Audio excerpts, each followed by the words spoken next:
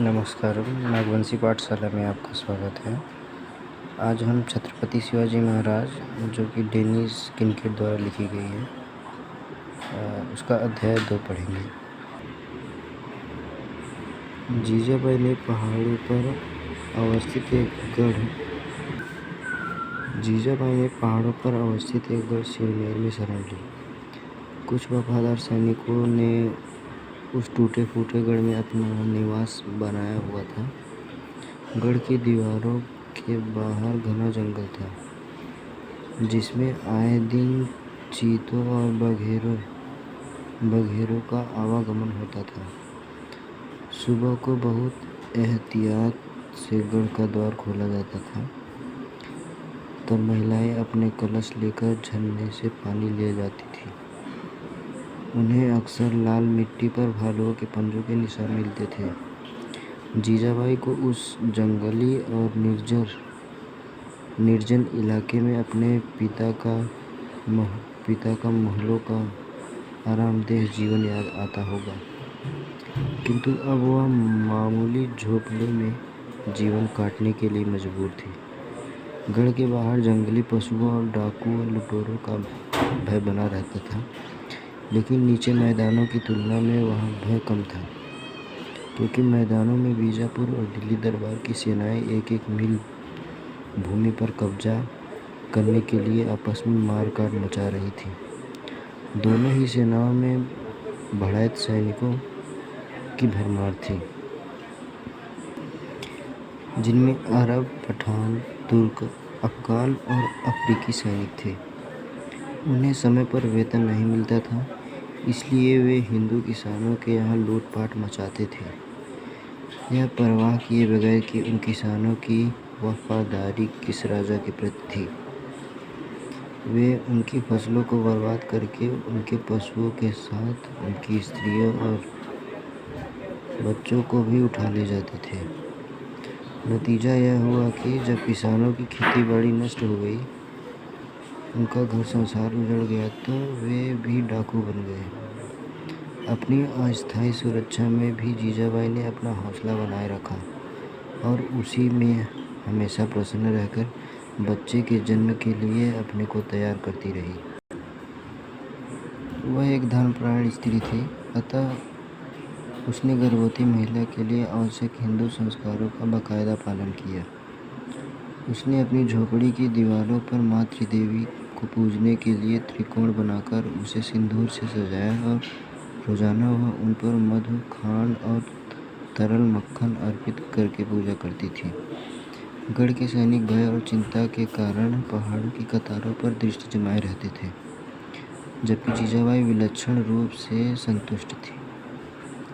सपनों में उन्हें आने वाले शिशु के यश और प्रताप की भविष्यवाणियाँ सुनाई देती थी। भारत में वह केवल अकेली महिला नहीं थी जिसे ऐसी भविष्यवाणियाँ सुनाई देती हो।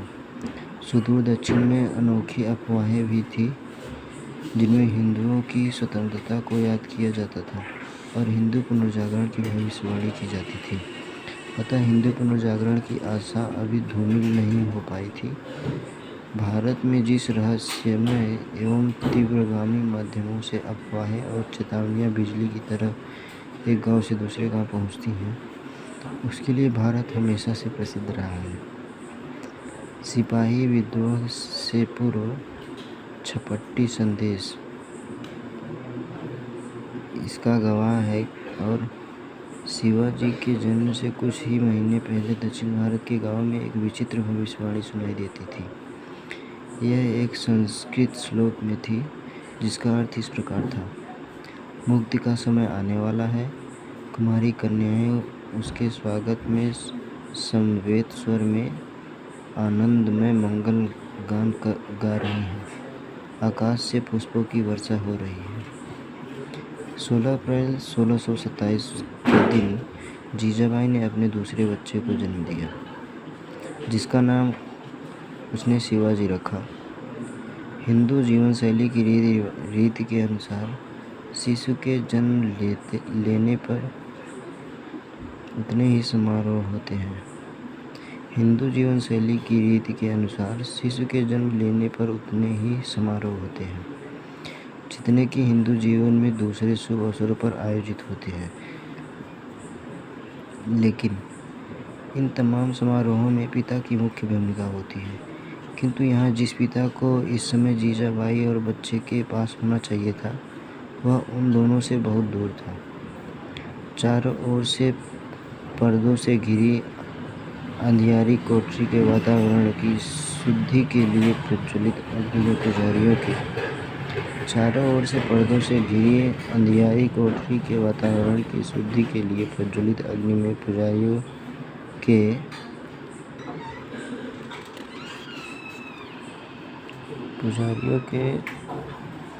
ध्यानावस्थित मुखड़े कभी स्पष्ट और कभी विषाद में डूबते नजर आते थे।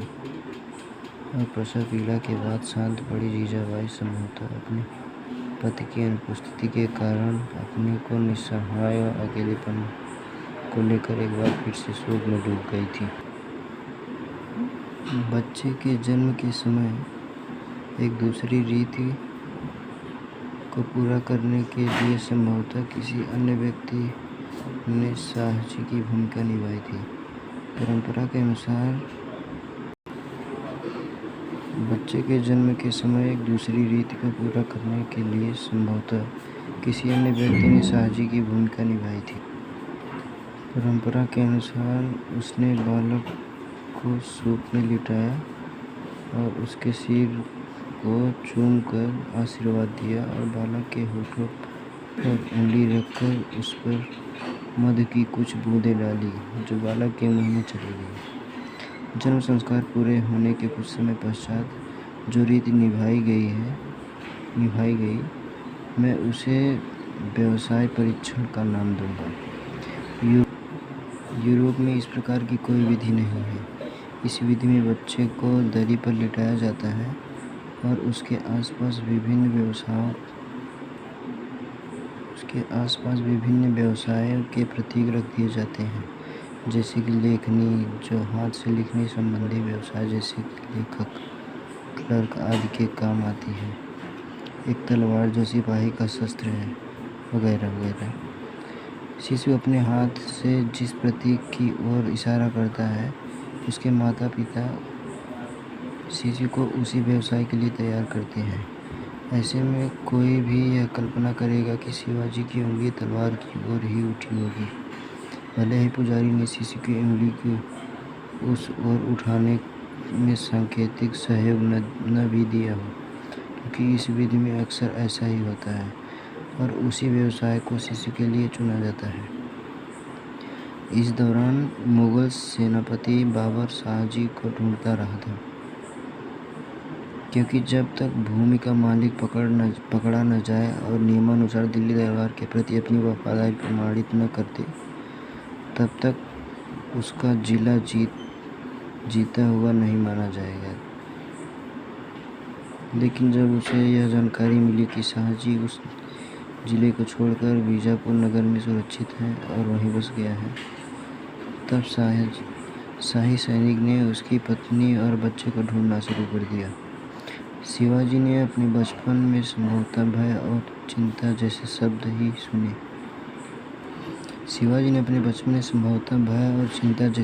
ही सुने होंगे, क्योंकि जिस गढ़ में उनकी मां ने शरण ली थी, वह किसी भी सूरत में मुगलों के शस्त्रार घेराबंदी में टिक सकने लायक नहीं था। ऐसे में आशा है कि किरण मात्र यही बनी रही कि मुगल सैनिक दस्तों को पता ही न चल पाए कि जीजाबाई कहाँ छिपी हुई। इस प्रकार शिवाजी का बाल्यकाल केवल खतरों की लुका छिपी में ही बीता और शिवाजी की उम्र केवल 6 वर्ष ही रही होगी जब खतरे की घड़ी आ पहुंची। अब यह कहना मुश्किल है कि जीजाबाई के शरण स्थल की जानकारी किसी आदिवासी ने किसी रिश्वत के लालच में मुगलों तक पहुंचाई या मुगल सैनिकों को भाग्य से पता चला। हम केवल इतना जानते हैं कि मुगलों को जीजाबाई मिल गई, किंतु शिवाजी का पता नहीं लग पाया।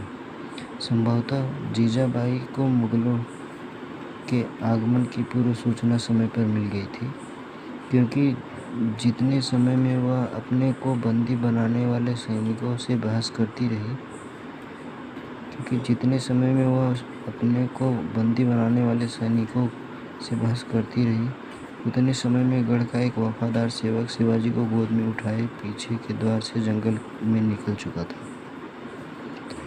मुगल सेना का मुख्यालय उस समय त्रिम्बक में था, जो पवित्र गोदावरी नदी का उद्गम स्थल होने के कारण हिंदुओं का एक विशिष्ट धार्मिक केंद्र है। गोदावरी त्रिम्बक के ऊपर वाली काली चट्टान के मुख से प्रपात के रूप में गिरती है। आज वह एक रमणीय स्थल है, जहाँ काले पत्थर से निर्मित भव्य मंदिर है। इस प्रकार शिवाजी का बाल्यकाल केवल खतरा की लुका छिपी में ही बीता और शिवाजी की उम्र केवल 6 वर्ष की ही रही होगी तब खतरे की घड़ी आ पहुंची। अब यह कहना मुश्किल है कि जीजाबाई के शरण स्थल की जानकारी किसी आदिवासी ने किसी रिश्वत के लालच में मुगलों तक पहुंचाई या मुगल सैनिकों को भाग्य से पता चला। हम केवल इतना जानते हैं कि मुगलों को जीजाबाई मिल गई, किंतु शिवाजी का पता नहीं लग पाया। संभवतः जीजाबाई को मुगलों के आगमन की पूर्व सूचना समय पर मिल गई थी, क्योंकि जितने समय में वह अपने को बंदी बनाने वाले सैनिकों से बहस करती रही उतने समय में गढ़ का एक वफादार सेवक शिवाजी को गोद में उठाए पीछे के द्वार से जंगल में निकल चुका था।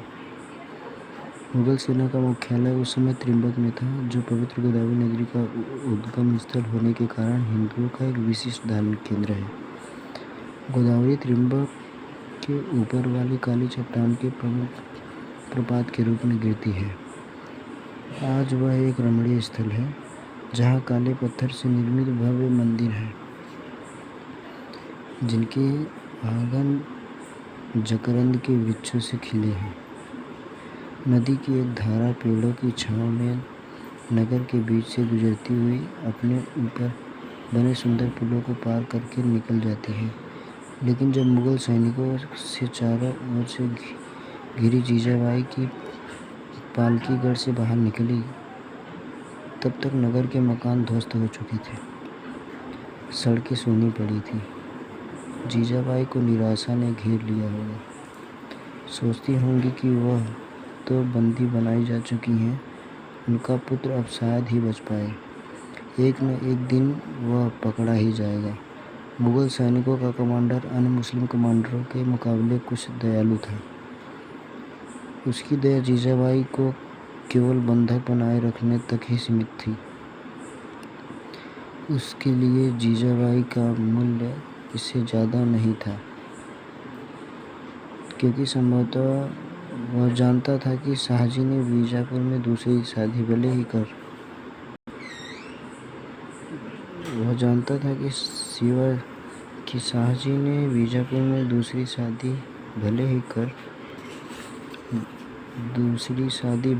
कर ली हो, किंतु पुत्र का महत्व कुछ और है। एक बार अगर बेटा पकड़ में आ जाए तो बाप अपने आप आ जाएगा। उसने सैनिकों को बालक को ढूंढने के प्रयासों को और तेज करने का आदेश दिया और जीजाबाई को सैनिकों की हिरासत में एक दूसरे किले में भेज दिया। अगले 3 वर्षों तक वफादार सेवकों ने शिवाजी की मुगलों की पकड़ से दूर रखकर जंगलों तथा पहाड़ों की सकरी घाटियों में लुक छिपकर बिताए। अगले 3 वर्षों तक वफादार सेवकों ने शिवाजी को मुगलों की पकड़ से दूर रखकर जंगलों तथा पहाड़ों की सकरी घाटियों से लुक छिपकर बिताए। आज वे पर्वत श्रृंखलाएं और विशाल चट्टानों के बीच से गुजरने वाली पगडंडियों की भूल भुलैया मौजूद है, जहाँ की हवाएं घुटन भरी और नम हैं। ऊपर उठते हुए पठार हैं, जो पीले रंग की नुकीली घास और सूखी झाड़ियों से पटे पड़े हैं। लंबे चौड़े जंगली रास्तों में सूखे पत्तों और बारीक कंकड़ों की भरमार है, जिन पर चलने से हर कदम की आवाज़ दूर दूर तक फैले सन्नाटे में सुनाई देती है। कड़कड़ाती सर्दियों में यहाँ दोपहर तक पेड़ों पर गहरी धुंध छाई रहती है और पहाड़ी लोग भी ठंड में भीगी मक्खियों की तरह दिन की धूप में निकलकर सर्दी से जमे अपने हाथ पैरों को धीरे धीरे चलाने की कोशिश करते हैं। और मई का महीना आते आते लंबा वर्षा काल शुरू हो जाता है। पहले पहल की बरसात राहत प्रदान करती है। पानी के लिए तरसती भूमि में रितिमा छा जाती है। बाद में लगातार वर्षा से घने बीहड़ गहरे धुंध में समा जाते हैं और आने वाले तूफान की चेतावनी देने के लिए मोरों के चिल्लाने की आवाज़ें आने लगती हैं। देखते देखते आकाश काले बादलों से भर जाता है और छापाकार हवाओं की गर्जना के साथ घनघोर वर्षा शुरू हो जाती है। तेज हवाएं पेड़ों से सीटियां मारने लग जाती हैं, धरती की घास चिपट जाती है और पहाड़ों पर अटके पत्थर फिसलकर नीचे बसे पहाड़ी गांवों की छतों पर डम डम ठप ठप का शोर मचाने लगते हैं। इन कड़कड़ाती सर्दियों में, वर्षा काल और संक्षिप्त हाँफती गर्मियों में ये वफादार सेवक बालक शिवाजी को लिए पहाड़ों में भटकते रहे। उन्होंने कहीं भी लंबा डेरा डालने की कोशिश नहीं की।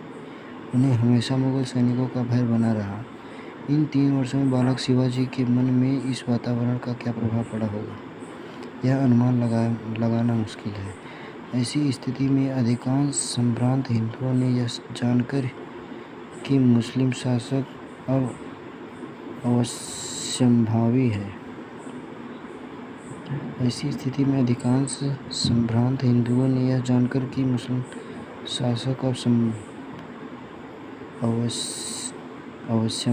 है, उन्होंने मुस्लिम दरबार के विलासपूर्ण जीवन के लोभ में पड़कर उसे स्वीकार कर लिया था।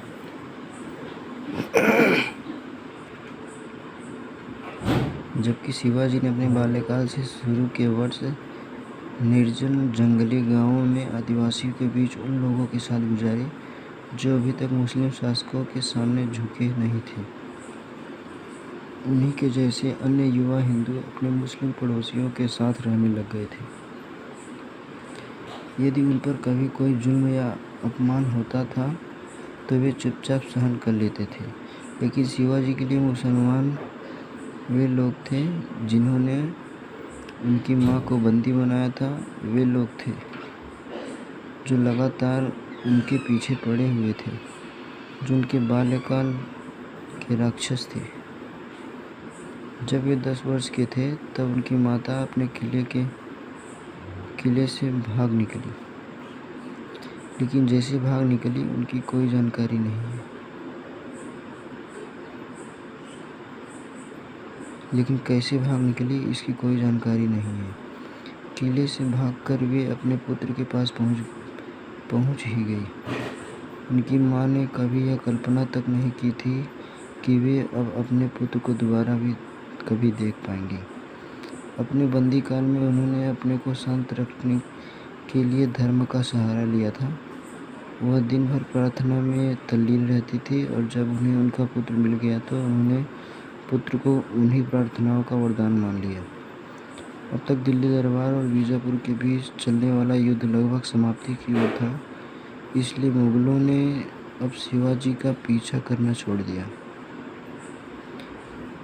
यह जानकर माँ बेटे दोनों बहुत खुश हुए और पहाड़ों पर ही छोटे से घर में दिन काटने लगे। इस दौरान शिवाजी अपनी माँ की बातों को बड़े ध्यान से सुनते थे। उनकी माँ हिंदू धर्म के प्राचीन गौरव की कहानियाँ सुनाती थी। उन्होंने यह बताया कि मुसलमानों के आगमन से पहले उनके पिता तथा उनका परिवार किस प्रकार एक स्वतंत्र और प्रतिष्ठित जीवन यापन करता रहा था। किस रूप से यह संपूर्ण भूभाग हिंदुओं का देश था। इसी बीच दिल्ली दरबार और बीजापुर के राजपूतों का एक दूसरे के दरबार में आवागमन होने लगा। शहंशाह शाहजहां अब वृद्धावस्था में पहुंच चुका था। अब दूसरे देशों पर आक्रमण करने के बजाय सुरीली संगीत और नृत्यों की दुनिया में उसका मन लगने लगा। नाच गानों में डूबे रहने के कारण भी उसे युद्ध से भय लगने लगा। नाच गानों में डूबे रहने के कारण उसे युद्ध से भय लगने लगा। उसके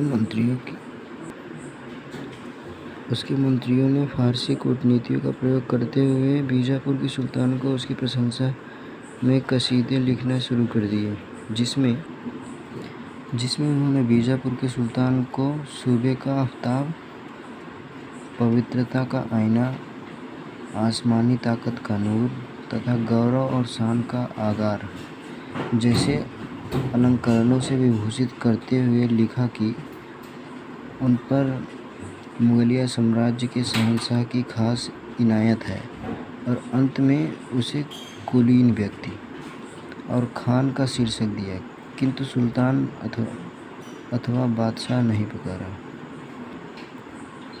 बीजापुर के सुल्तान ने भी इसका उपयुक्त जवाब दिया, जिसमें उसने शहंशाह को दुनिया का पालनहारा, खुदा का फरिश्ता और इफ़रात का बादशाह कहकर उसका इस्तकबाल किया। भेंट में मुगलों ने बीजापुर को एक घोड़ा भेजा,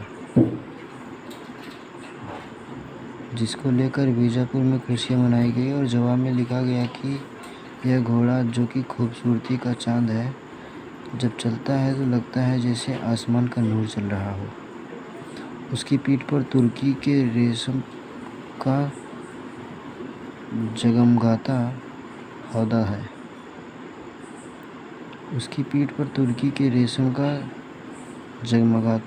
है।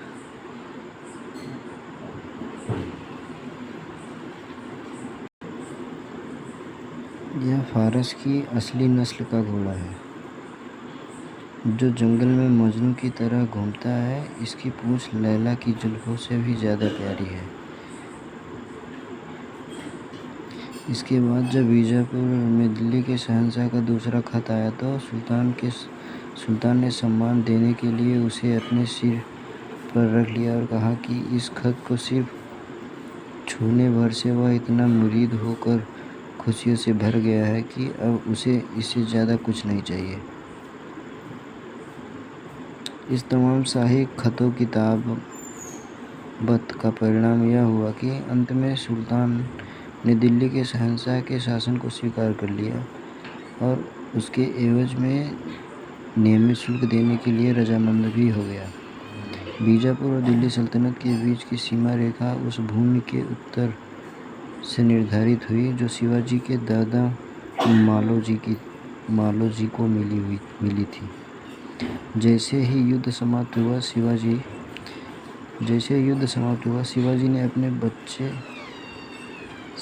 शाहजी ने अपने बच्चे और पत्नी को बुलाने के लिए संदेशवाहक भेजा और पहली बार शिवाजी ने पहाड़ी प्रदेश से प्रस्थान किया, जहां उनका बचपन केवल भाग दौड़ में बीता था। उनको अपनी पहली यात्रा में युद्ध में नष्ट हुए जले घर-बार और खेत खलिहान दिखाई दिए। पूरी यात्रा में जले हुए घर, नष्ट हुए नगर और मंदिर, धुएं से काले पड़ गए पेड़ के तने और दूर दूर तक नुकीली घास के मैदानों के अलावा कुछ नहीं था। बीजापुर नगर के समीप आने पर पहली बार जीवन की खुशहाली के दृश्य दिखाई दिए। यहाँ हरे भरे बाग थे, नहरें थी और फल फूल के बगीचों के अलावा मराई से बनी सफ़ेद मस्जिदें थीं और दृष्टि ऊपर करने पर सुदूर गगनचुंबी गुंबद और ऊंचे बुर्ज ऐलान करने लगते हैं कि यही है वह बीजापुर जो भारत का मिष्ठान है। और दृष्टि ऊपर करने पर सुदूर गगनचुंबी गुंबद और ऊंचे बुर्ज ऐलान करने लगते कि यही है बीजापुर जो भारत का मिष्ठान है।